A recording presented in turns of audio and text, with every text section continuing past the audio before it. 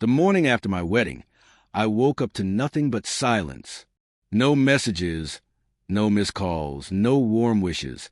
Just the quiet hum of the air conditioner and the faint scent of white roses beginning to wilt. Empty champagne glasses sat on the table. Evidence of a celebration that felt more like a rehearsal than the real thing. My sister had promised me for months, "Wait till you see what I planned. It'll be unforgettable." She wasn't wrong. I'll remember it for the rest of my life. Around noon, I picked up my phone and opened Instagram, half expecting a flood of photos from the night before. Instead, I froze. There they were, my parents, my sister Lily, her husband, their 2 kids, all standing under a glowing Hawaiian sunset, drinks in hand, laughing. The caption read, "Best party ever. So glad she didn't come." They hadn't just missed my wedding. They had planned to miss it. Lily was always the golden one, the one who got everything right, who never had to try as hard as the rest of us.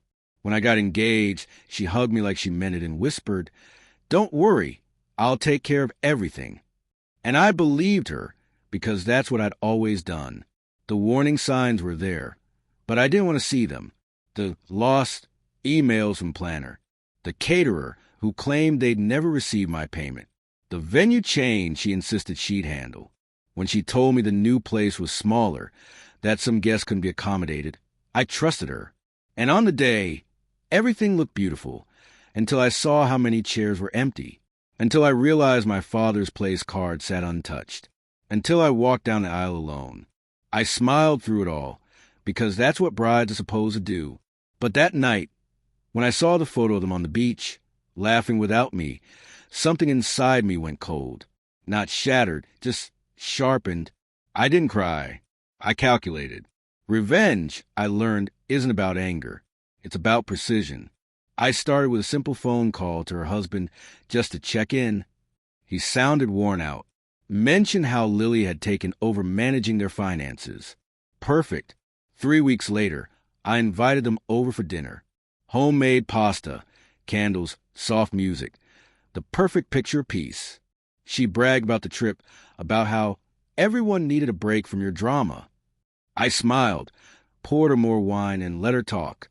She had no idea what I'd already done. Before dinner, I'd mailed a package to her husband, anonymous, of course. Inside were screenshots, bank transfers from his account to hers, hidden purchases, and a collection of her messages mocking him. She'd used my Wi-Fi for years. She never realized I still had access to her backups. 2 nights later, he left her. 3 weeks after that, the IRS froze her accounts. A month later, my parents stopped talking to her after finding out she'd used a family vacation fund, their Hawaii trip money. And me? I stayed quiet. When she called, I didn't answer. When she texted, "You did this," I replied, "No, Lily, you did." 2 months after the wedding, I posted my photos. Every smile reel, every moment perfect. 2 days later, my phone buzzed, 63 missed calls from her. The voicemail she left was barely a whisper between sobs. "Please, I'm sorry. They've taken everything." I listened once, then I deleted it. She had made my wedding unforgettable, just not the way she intended. It's strange how betrayal clears your vision. Before this, I thought revenge was about destruction. Now I know it's about freedom. Lily still lives nearby. Sometimes I see her at the grocery store. She looks smaller now, like someone who finally learned that not all light is meant to shine forever. I don't hate her. Hate is heavy. I just remember, some weddings are about union.